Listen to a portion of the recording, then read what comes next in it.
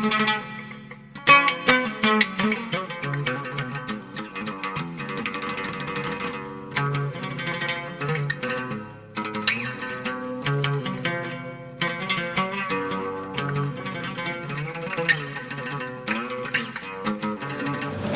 يا دمان أصحابته شعب الصوماليات وفكر كيجي سند لها أنا سند البوق عند الجري لأن أهرمها الصومالية سدو حالي هاي سدي يعني كلام موقته طبعا قدوك يساعداشنا كمان برنا تطبقنا يوحي يهدين هذا واحد جوا ذكر الله يا كلوريان كولكشن هوتيل جوتنباك وأن فصحي سند الله كومت تطبقنا يوحي يهدين ظاهره برنامج كذا سند الله وربني حقو كبحي مركا ما أنت سيدي هلا ومدارين أيوة سوكو بدونا دولة الصومالية waxay isku haysataa dawladda Soomaaliya madaxda isku haysta inay dadka wax ku yihiin isma haystaan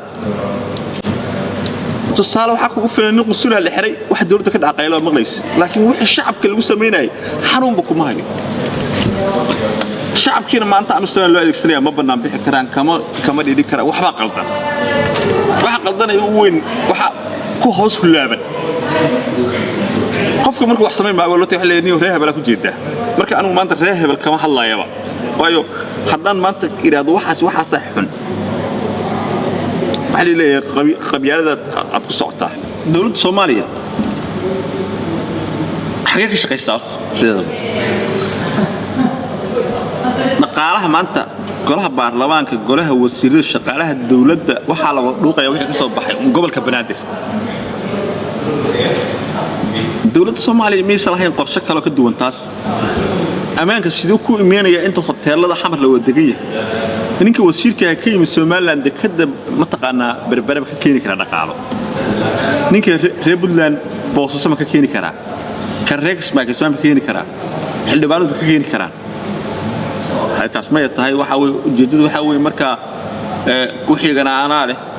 waxaagana ana kula leh marka dadka reer xamarka iyo qabiilka hawiyaha iyo dadka deegaanka gobolka Banaadir de wuxuu waa la dhuuqaya waliba reer xamarka ka qadsan yihiin marka reer xamarka iyo jirweyne iyo dadkan deegaan gobolka waxba laga ma siiyay aqoode marka inta cadaalad darrada heerkaas gaarsinta arto xal noqon bay laakiin dhaqaalaha ka soo baxaya gobolka Banaadir anigu ma qaba in nimankan dawladda ku jira labada qorayaasha dawladda ku jira shaqaalahooda ay iska dhuuqaan anigu waxaan qabaa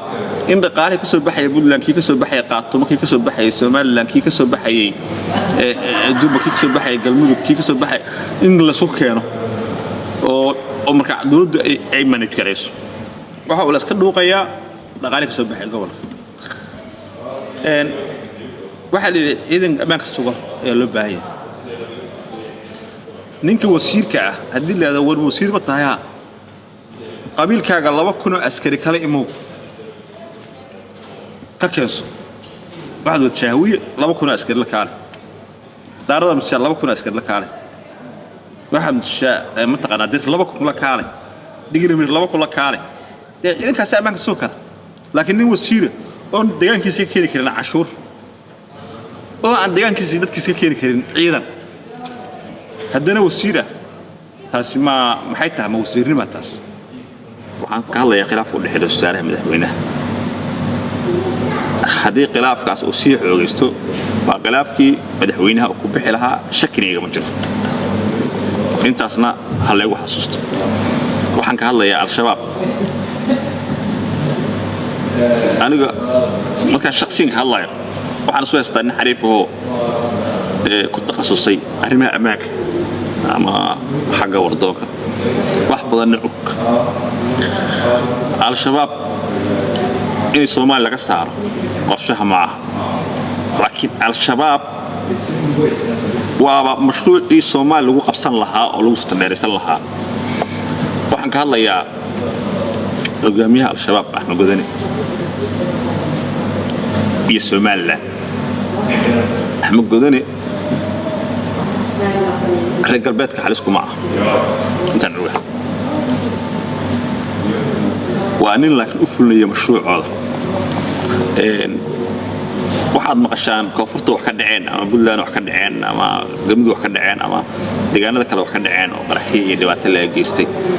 horta dadku waxay yiraahdaan Soomaaliland ayuu u shaqeeyaa Axmed Godane xilliga daahriyaare umu shaqayn jirin Soomaaliland bartilmaameed oo ahaa laakiin markuu Siiraan qabsaday iyadoo la tixraacay qaraxii dhacay 9 Oktoobar ka dhacay Hargeysa ee madaxtooyada lagu weeraray NDBD iyo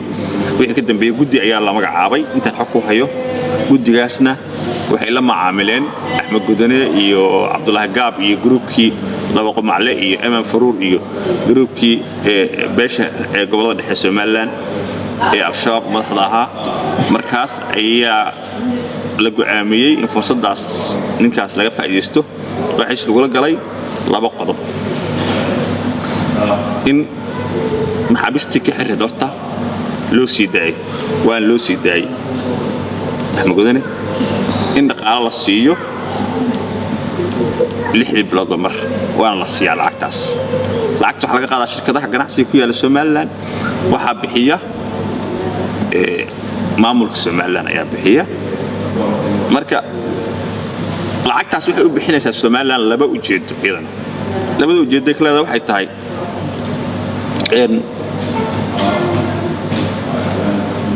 haddii horta koonfurta ka socota qarxiyada dagaalka waa meesha Soomaaliland ka naawileyso aqoonsiga inay aqoonsi ku hesho tan labaadna waxa weeye waa aan security nabadgelyo ay ilaashanayaan heshiiskaas markuu jiraa haddii ay la tahay laakiin in Axmed Godane la baadgoobayo oo diyaaradaha droniska ay baadgoobaya aniga lama aha maxay Axmed Godane waa nin kasta oo extremist ah ayaa loo adeegsadaa ninkii ogol inuu mashruucan oo diinta lagu xumaynayo uu sii wado oo diinta islaamka uu xumeeyo oo dawladda aan hadda aan sheegin inuu mataqaana islaam loo sii maro qorshahaas dhaqaalaha la siiyo sida Axmed Godane uu sii shaqayn doonaa waa shaqaale joogto ah meel gaar ma aha hadda damajid iyo al-shabaab markaas wal barigo damajid oo temporal waa ku meel gaar maamulkooda ku meel gaar ay bari way bixayaan laakiin al-shabaab ku meel gaar ma ah way sii joogi doonaan groupka Axmed Godane marka laakiin haddii uu jiro sida Ibrahim Afaqani oo kale to aad xaasha ciiro oo kale dad oo extremist ah oo waxaan jihaad rasmi ah u rumaysan kuwaas waa la dilayaa dilisana Axmed Godane ama droniska ama Mareykanka ama dawladaha reer galbeedka waa la dilayaa marka waxay aniga la tahay mashruuc rabo in Soomaaliya lagu qabsaday al-shabaab hadda sarahan waxay joogan Baraawe وندي قادم إن لقى سعر براو لكن لقى ما سعر إن لقى سعر لما ربوا إلهكم مسلم الجديد دولة الصومالية لفت دعاء ساريها هنا سعر شاكو دقيقين أرمي هذا إنترنت كي حرتي دولة حريقة إنترنت كي دكتور سيرفيس كلام جوجي كارو هذا مركب مقصية كشقي موبايل كا تلفون مسلم حاجة مقصود دولة الصومالية كشقي مسعر شاك شقي يا معمول شو معمول بحياة الإنترنت كي بحرين marka arimahaas oo dhan way muuqdaan madaxa Soomaalida maamul goboleed ha ahaato ama dawlad federal ha ahaato markaan qiimeeyay aniga iga muuqanin inay yihiin dad Soomaalinimo u heelan inay yihiin ee muuqan waxa maanta in muuqato in Soomaali laga shaqeysanayo waxa ay muuqata maanta in Soomaaliya ay gacanta Soomaalida ka sii baxayso waxa ay muuqato maanta in madaxda aad maqlaysiin ee Soomaaliyeed la maamulayo dusha laga haysto taas waa xaqiiqo shaki igama jiro arrimaha federaalka ee soo kordhana waa arrimaha haristooda leh ee dawladda Soomaaliya gaar ahaan madaxweynaha Soomaaliya wuxuu qaldamay ama ay dawladdu qaldantay maalintii Axmed Madoobe khilaafkii Kismaayo lagu xaliyay sababa maalintaas looga muhrin dawladda Soomaaliya maalintaas ay xaqii caalamka ka fashilantay xaq walba ka fashilantay waxaan ogahay in madaxweynaha Soomaaliya uu qaladka dhacay wuxuu ahaa markuu lacagtii caalamka tiilay uu u diray in ay isku reer yihiin oo la yiraahdo Muuse Gajab وحوري متقنا وسيرد أرمها الدودة موسى جنجب لعكت عالم كتير هسوق عضانه أو هسوق برسس كريانه دولة نمس أسمعها يعني دولة الصومالية وحي كان داعي نيروبي اللي أوجا هو الصومال لو كرنتيلي جبر الصومالية يكون أمشي حبس الحديثة إلهكم اسم جبر أورلا إسك صوت ورتضرق لبعتي أدوجا داعي هو يكل هرسكري وريه الله قري مدحونه حدو أوجو يران وحكي قبل واي وكهل ديدي وأما عايز بيش عالم كهاتو أما عبسك لو كان كقبها هاتو أي واحد جيران إنه قص له واجبكم معي قفك الصومالي حتى موادك عادي كان حل كهين يسوي هو الصوماليين يجبر الصوماليين يويل الصومال لبعتين أيو وكسران أوروبا كله ده أيو ودوي كله وجه جيدا أيو وما جاء الصوماليين اللي بهدل أيو ما قص الكلام marka haduu madaxweynuhu daawanay waxaan dhihi lahaa xilli la qosli iyo xilli kale way kala jiraan anigu waxaan ahaa ninkii ugu horeeyay sanadkii la soo dhaafay damajiid ka sheekeeyay damajiid waxay tahay dad badan ma aqoonan qiyaasaya damajiid waxay tahay horta nimanka damajiid xoog u aday maayo way iga xoog badiyeenoo meel walba iga soo galeenoo xiriirkooda igu bartayo hadda xogaa waxa u muuqata inaan sida hore aan xoog u weerarin oo nimanku aan niman badan galgal badan rag badan oo saaxiibana hadda waa leenahay laakiin saasay tadama jidid ama dul majidid markastaba inaan qaniinaa waxay tahay balwad oo ma dhaafi karo dad baa laga yaabaa inay yiraahdaan daahir waa qabiil laakiin damajid Cabdikariim Xuseen Guuled wasiirka amniga hadda ayaa kamid ah Cabdikariim aniga sheekar dhex marta ka sheekeeyana wax badan warbixin ka qoray markaan warbixin badan ka qoray ayaan dambe xogaay rag odayaal ayuu yiri ninka daahir xogaa waa igu tiigsadaa markaasaan wuxuu dhaniyo anigu si gooniyad ii wararta wasiiradan kaligii macay maxaa dhacay markaasaan justification raashin waxaan ku nil Soomaalnimo rabatiisa saasa sameeyay dambiyo badan u raadiyay ala xal dambigii aan ugu weynaas lahayn waxaan ku yiri ninka xitaa dagaal ogahay Cabdi Qaydil leeyahay adigu waa taageerta markaas wuxuu ugu yiri daahir been baa sheegaysaa oo maxaa bay ku sheegeen ku markaas wuxuu yiri waxa been ku sheegaysaa habeenkii madaxweyne Xasan la doortay laba habeen kadib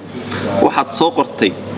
warbixin aad ku leedahay waxa wasiirka arrimaha gudaha ee amniga qaranka laga dhigayaa in reerkaas oo la Cabdikariim Xuseen Guuled wuxuu yiri xilligaasina ma qaladaan lahaa laakiin marka dhinac loo dhigana anigu waxaan ahaa in bixinayo xog uu si og yahay in laga dhigi doono wasiirka arrimaha gudaha Cabdikariim laftiisa xilligaas waa nin xun iyo waa sidaas ma dhihin inkastoo ay waa nin dama jadiida marka waxa weeye madaxda dawladda Soomaaliya حتى خلاف يا كده حجر خلاف قصب يا كده حجره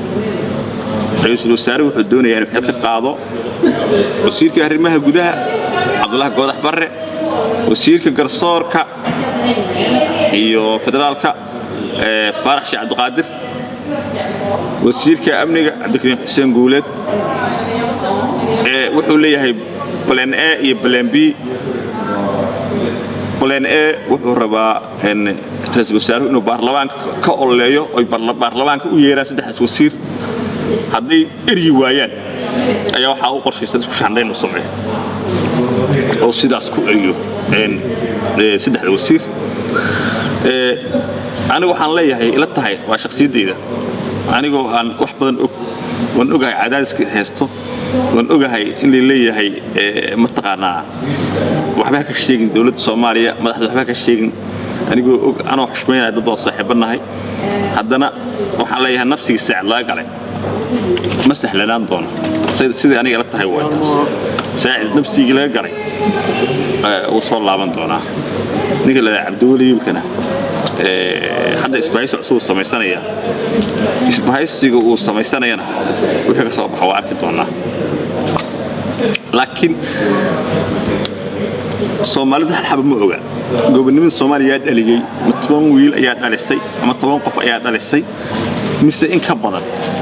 أنا واحد قامات الصومالي مش محمد مريسا واحد مريسا إن مانتا كين واحد ركتين سماين يسوع واحد مريسا إن إثيوبيا أي معمولة سمات الصومالي مريسا واد أركيسين عبدولي قاس نالكو جوجي واد أركيسين شركي معمول قبل إثيوبيا أما فدرال إثيوبيا متقنا قومية ده إن الصومال اللي قدره يجوجي ما أركيسين كل بوحان لايها كلية فرنتي كوكوبيا وحن هو أنا هو قبيله هو قبيلة ده هوستك الجاهل حضنا إن هلي كرنو بقول قفوت الصومالي بالبعد مانت ومواطنينا وودنيين صارت تتوجه لها إن الله لقى سيحن محايا لي منقب دقة مقصوح وقبطان في النية waxaan soo gudbi doonaa xog ku saabsan degmooyinkii wiilasha loo dhiibay dhalinyarada loo dhiibay maxay yihiin maxay qabtaan arintaas ayaan xoog saarin doonaa waxaan la yaabo kale oo anta ku daraya Soomaalida waxay yiraahdaan qalad baa dhacay oo qaladka wuxuu dhacay barigii hore annagu kama fiirsan annagu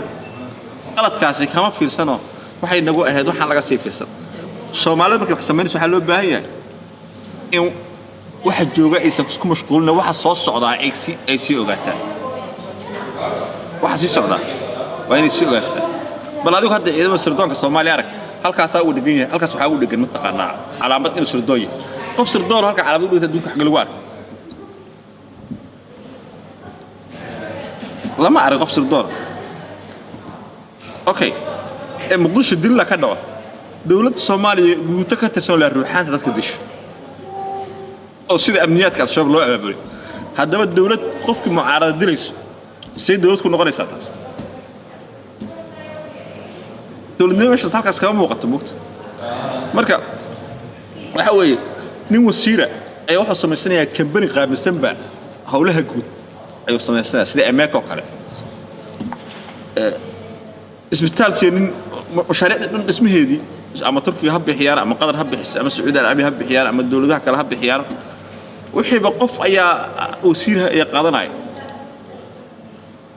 ama taladii ayaa niman wasiiraha kooban ayaa kuwa karka uu sareeynay dawladnimo saas ma dawladnimo waa ballaaran dawladnimada marka qofka Soomaaliga waxaan leeyahay maanta ama ha joogo Djibouti ama ha joogo NFD ama ha joogo Kilinka Shanaad ama ha joogo Somaliland ama ha joogo Muqdisho ama ha joogo Puntland qofka Soomaalidu isku xiraan macna ku leedahay hadii Soomaalida had joogto Soomaaliya gudaheeda laga soo taqaluso de kuwa NFD joogo Kilinka Shanaad waxa ma qayb kuma yeeshaan hadda waxaan soo soo qaaday jigjiga maanta wax loogu ogolaaday afka Soomaaliya ku bartaan oo horumar ku socda waa wiilasha dhiiga wiilasha oo nafta ama ogaadeen go'aanimo u dagaalamay aqalka Soomaaliya wato ayaa lagu xumeynaya loo siinaya abse laga qabo haday kuba jir lahayn walaana kuba kale wax loo ogolaaday bal hadda kuwa NFD jooga dagoodiyaha le ogaadeen kale muruulaha le garaha le waxa la sii blokaas Kenya waxa sii waxa oo taqaan waa ka dadkooda lagu dul jiiday markii qofka Soomaaliga qofka ku tiirsan laga baqulay jaan maxaa farax aydid markuu mooy u yimid hotel Serena ayuu kula kulmay wuxuu ku yiri dagoodiyaha niman hawiya waa haddaan xil ka siinin dawladda mooyo waa soo hubaynaya yani hubayga codsadeen waa soo hubaynaya waa kan maxamed xaaji markii wala magacaabo wasiir loo magacaabo marka taasay macna ku leedahay qasuulkaaga waa la xiri safiirkaaga waa la xiri dadkaaga waa la xumeyn haddaan adigu isku duubnayn haddaan adiga tiraado waa saxiiraha qabaa'il naga dhig laakiin qofka Soomaaliga waxa looga baahan yahay inuu qadiyad adag ka hadlo إنه الصومال نمرت إن معناه يارته شحسته أجري حسن إلها سيني كاس وانين شحسته وانين الصومال لبا وحولي الصومال لما أنه معناه إلا ذا يو لكن دليل معناه ما أنتم ملها من قفك وإنه قفك الصومال لما تكفانا أنا قبيلنا نعبيهين أنجو أنا استعلين أنجو اسمه حسن لولن حتى أنا ما كان الصومال لما تبغى الصومال لما ذا أمدنا على الصومالي أنا أعرف ودنبينتي كسو أفجريا هيس أيها جرتو ودad kadani weydiiyaan oo xamri walaado shimbirkii wala weyn shalaambood iyo janaale hees wala weydiiya waxa la yiraahdaa waxa maxad kala jeetay heestaasi waxa qusuusaa siyaasad waxa qusuusaa arrimaha xasaasiya saas darteed anigoo eegay ammaanka gabadha heesta qaada hadda kuma degdeg karo inaan ka faalloodo laakiin waxaan ka faalloon doonaa oo sharaxi doonaa ujeedada aan ka lahaa intaqaana xilli ay gabadhaas meel safe joogto oo ammaankeeda aan cabsi u qabin laakiin waxaan hubaa dad badan waxay ku fikirayaan inay heestada qoseen waxaan hubaa inay macno weyn iyo ujeedo kale ay leedahay markaas shimbirta wala weyna wada ka sheekayn doonaa waa mahadsantihiin waxaan u mahadcelinayaa saaxiibkay Mo Films oo Gothenburg igu yimid barnaamijkeega duubayo dadkana waxaan leeyahay bal Mo Films YouTube channel-ka ku leeyahay fiiriso barnaamijyada duubo waa nin journalist ah oo aan eriwada joognay waan asxaabnahay marka waxaan leeyahay dahar cali suuq leeyahay waa mahadsantihiin